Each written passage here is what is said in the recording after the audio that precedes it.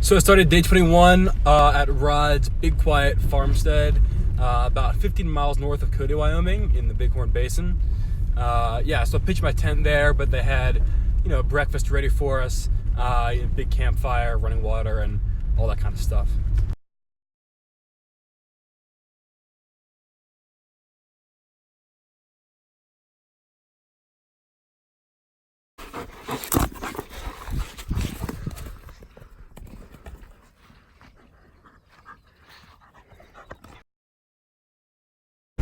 Talked to one couple from Ontario for a while, and they come down into the U.S. a bunch to go to our national parks and different places across the country. I was asking them if they ever really go up into Canada, and apparently there's not much to see. The man was from farther up north in Canada, where it gets to be like negative 40 degrees Celsius. I don't even know what that is in Fahrenheit. Just brutal weather. So they like to come down to the U.S. They're from London, Canada, which is like in between Detroit and Toronto, so it can be pretty cold and wet there, and they love coming to the U.S. In the summer. Also talked to Rod for a while, who was the host, and he was born and raised in that area in Wyoming. Had actually moved out to South Carolina for a little bit to do some Department of Energy work.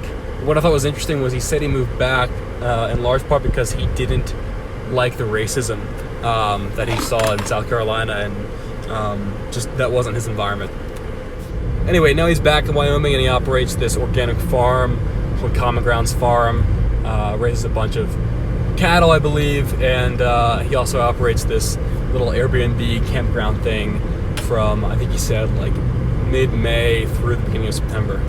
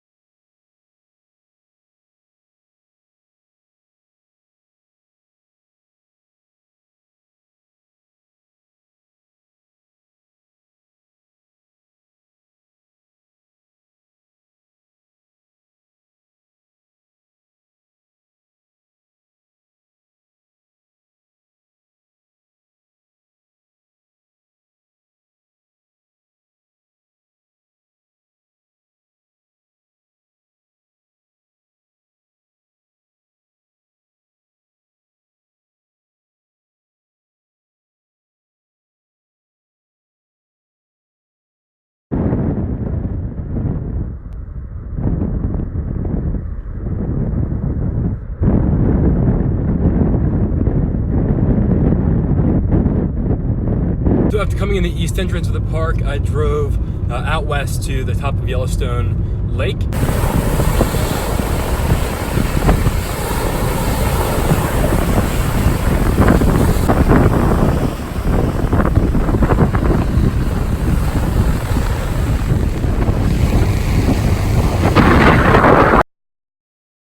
And then went north from there up to the Dunraven Pass, and from there I hiked up to Mount Washburn, which is about 3,000 some meters. A long hike up, and at the top it was just insanely windy. I was actually kind of terrified.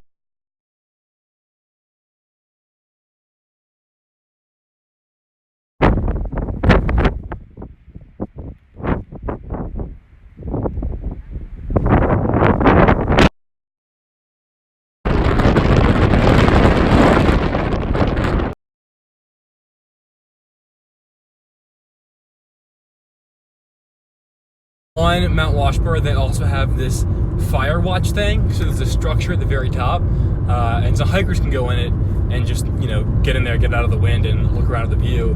But above that, there's a guy that lives there all summer and sits there like it's like one room with a bed and a little kitchenette, and there's windows all around the whole thing. And he sits up there and watches for wildfires, and people bring him supplies and stuff. But he's there all summer. Like from May till September, or maybe October. And anyway, that's his job. It's like being a lighthouse keeper, except way cooler. It sounds lonely as hell, and the wind would scare the shit out of me because, I don't like that.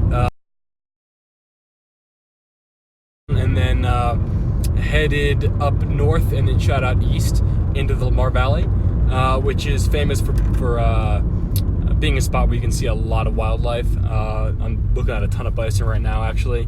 They're all around, and some other animals as well.